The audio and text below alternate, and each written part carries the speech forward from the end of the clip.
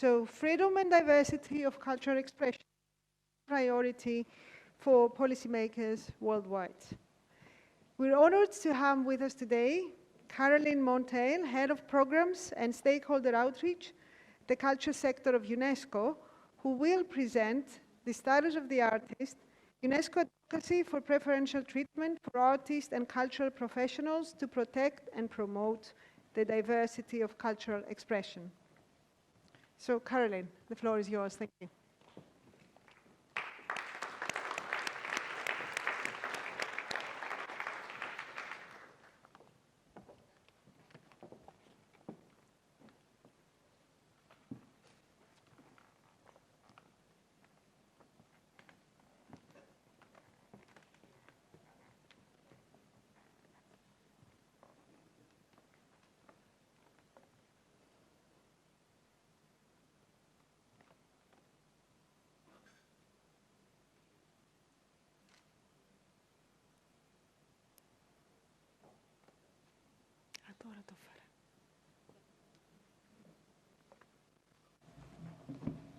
Hello, everyone. It's truly an honor to be with you here today. Thank you so much for inviting me. My name is Karalyn Monteil, and I'm the head of programs and stakeholder outreach for UNESCO.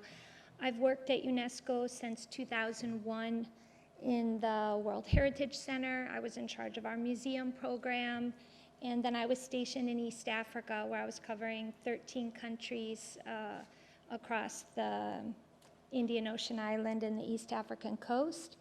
And I had a small stint where I was on sabbatical from UNESCO and was working for San Francisco Heritage, a nonprofit in the USA. And now I'm back at our headquarters in Paris, where I'm focused on the diversity of cultural expressions. And I'm sharing that with you just to let you know what a broad range of activities I've been able to explore through my work at UNESCO.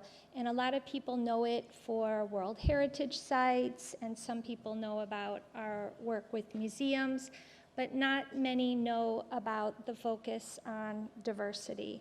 And so I'm really honored to share with you some of our standard-setting instruments that are really helping us put this into action, but most of all, set the highest international standards.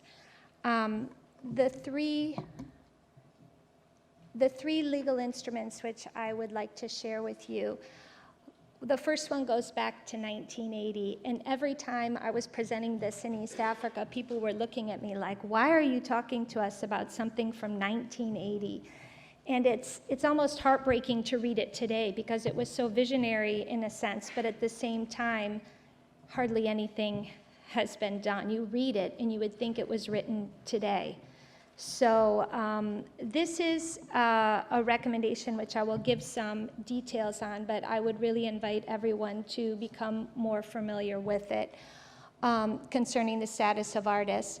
The part of UNESCO where I'm working right now as well is really focused on the very latest international legal instrument that UNESCO developed, which is the Convention for the Protection and Promotion of the Diversity of Cultural Expressions. And lastly, I wanted to make sure that all of the museum aficionados here are aware of our 2015 museum recommendation. So this recommendation really highlights their diversity, their role in society, and it was the big push that made UNESCO even issue this recommendation, was to look at how museums can play a role in society. So I feel that it's still untapped in its potential and really would rely on all of you to help us make that a reality. So just a quick introduction so you know what I'm talking about with these instruments. Our 1980 recommendation concerning the status of artists, this is calling upon member states to improve the professional, social, and economic status of artists through the implementation of policies and measures related to training, social security, employment, income, tax conditions, mobility, and freedom of expression. but it also recognizes the rights of artists and cultural professionals and helps defend their interest. The next instrument is the 2005 convention. This is a legally binding instrument. To date, 153 countries around the world have ratified this convention. This means they've made a commitment to upholding the recommendations and the guidelines in this convention. The European Union is also a signatory to this convention, giving it even more force. The uniqueness about this instrument is that it recognizes the dual nature, both cultural and economic, of contemporary cultural expressions produced by artists and cultural professionals. It also recognizes the rights of parties, that's what we're calling the countries who have ratified this convention, to take measures to protect and promote the diversity of cultural expressions and impose obligations at both domestic and international levels. Most importantly, it provides a plan of action that ensures that artists and cultural professionals and creative practitioners, as well as everyday citizens, have the capacity to create, to produce, to disseminate, and to enjoy a broad range of cultural goods, services, and activities, including their own. And I underlined that because when this convention came out, it was almost controversial for some countries who have monopolies in a way in the film industry or in music or others. But this is really focused on developing countries and how can they have their own art and music and film and be able to broadly enjoy it. Now, this 2015 recommendation, I hope this is not the first time that you've heard about it, and if it is, then I added a few slides because I really think it's important that people know about this standard-setting instrument. So it was developed, it was really the initiative of Brazil, who was one of the leaders of this movement at UNESCO to get a recommendation on museums and diversity, and it draws attention to the importance of the protection and promotion of museum collections so that they're partners for sustainable development through the preservation and protection of heritage, but also the protection and promotion of cultural diversity. It looks at other aspects of museums for social cohesion and development of the creative economy. But I wanted to highlight a few aspects of this recommendation and the fact that it recognizes the importance of culture in all of its diverse forms. And it benefits people and societies that draw from this diversity and that they need to strategically incorporate culture in its diversity into national and international development policies. So national culture policies often seem very distant from the everyday person walking around, but they are so key in ensuring that governments are prioritizing culture for diversity and for development. So some other highlights from this recommendations is that they really look at museums not merely as places where our heritage is preserved, but they're also spaces for education, inspiration, and dialogue. And they play an essential role in social cohesion and sharing references. But I like the fact that I wanted to highlight that this recommendation looks at museums as holding a mirror up to society and introducing visitors to alternative visions of the world and providing opportunities to foster creativity, imagination, and respect not only for yourself, but for others. So some other highlights I wanted to draw from this recommendation are related a bit to the fact that museums are increasingly viewed as having this key role in social integration, but they're also open to all and committed to access to all, including disadvantaged groups, as we just saw in the really fascinating keynote. Museums should also foster respect for human rights, gender equality, and facilitate dialogue with indigenous communities.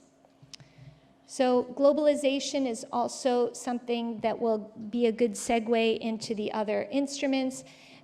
It's permitted greater mobility of collections, professionals, visitors, and ideas, which has impacted museums with both positive and negative effects that are reflected in increased accessibility and homogenization. So this convention, or this recommendation, calls on all UNESCO member states to promote the safeguarding of diversity and identity that characterize museums and collections without diminishing the museum's role in the globalized world. So next, I'm going to just segue into how UNESCO uses these three instruments and the synergies amongst them to support artists, mobility of artists, preferential treatment, and how we can address gaps between mobility of artists and mobility of collections. So one of the ways we do this is through a program which I'm responsible for called the Ashburg Program for Artists and Cultural Professionals. This program provides operational support, including funding, to help implement both the 2005 convention and the 1980 recommendation.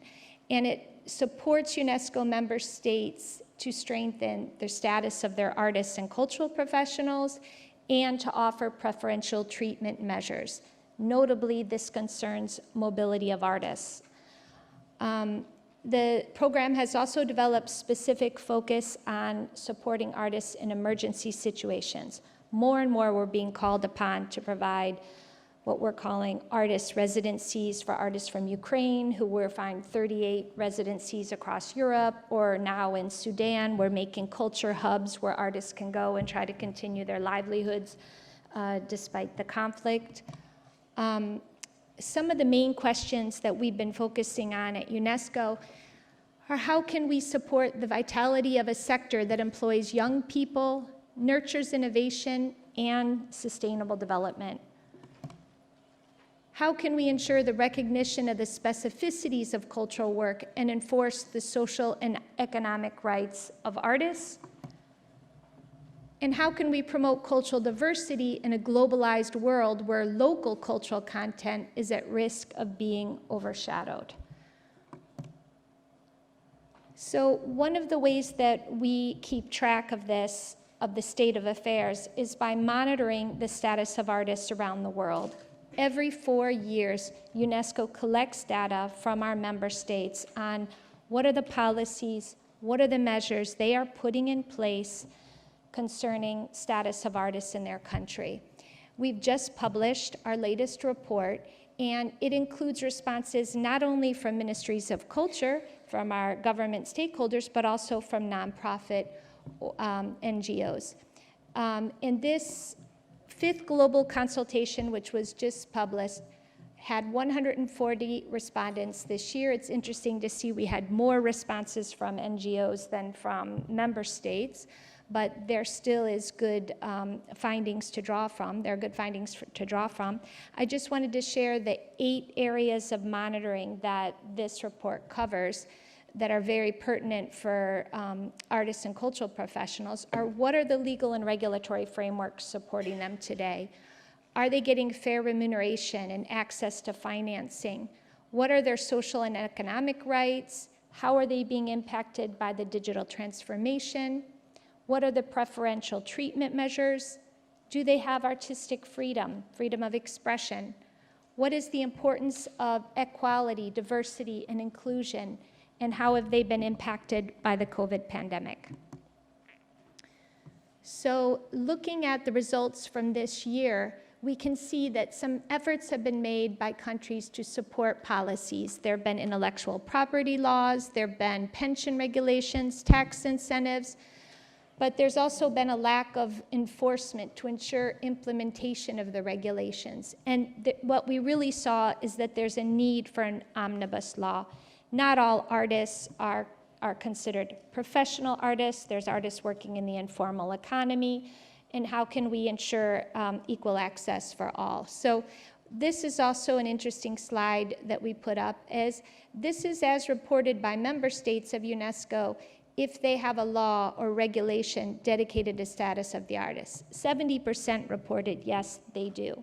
But then when we asked nonprofits and the artist community, 36% reported that they do. So could it be linked with lack of awareness, lack of enforcement? The findings are revealing. Because we're focused on diversity and access today, I just wanted to also highlight some findings linked to gender equality and supporting artists from other groups, whether it be youth or people with different linguistic, sexual minorities, indigenous people, and others. So whether there's measures that are put in place to support gender equality, 71% of countries said yes, they have measures like this within their culture policies. As far as supporting artists from other groups, 69% reported that they do. But some challenges remain. There are deep-set inequalities that are not tackled by these policies. There's various limited capacities to address DEAI, and there's a big gap between raising awareness and taking action. So there's also extremely limited data in monitoring across the field, and there's also more policies that are actually being developed against the goals of the convention. Nevertheless, there are still opportunities that we saw in the report, that there's ways we can build on the existing legal framework, there's ways to strengthen monitoring and data collection, and there's other ways to target diversity, equity, access, and inclusion in cultural policies, and forge innovative partnerships, and most of all, investing in future talents through education, through capacity building, training, and other opportunities. So a lot of the work that I do is focused on that. So just to close, I wanted to highlight quickly Article 16 of the 2005 Convention, because this is an article that focuses on offering preferential treatment for developing countries. I put the slide of the Culture Moves Europe because I think it's a good example of how developed countries are supporting developing countries in mobility. Lastly, I wanted to show that for preferential treatment, there's different conditions that need to be fulfilled, that it needs to be granted by a developed country, benefit a developing country, and it has to be not require reciprocity. We just published a report of the findings, which I invite you to study, and I'm sorry for going a little bit over, but thank you for your attention, and I'm happy to speak with any of you during the networking about any other aspects of our work. Thank you. Thank you.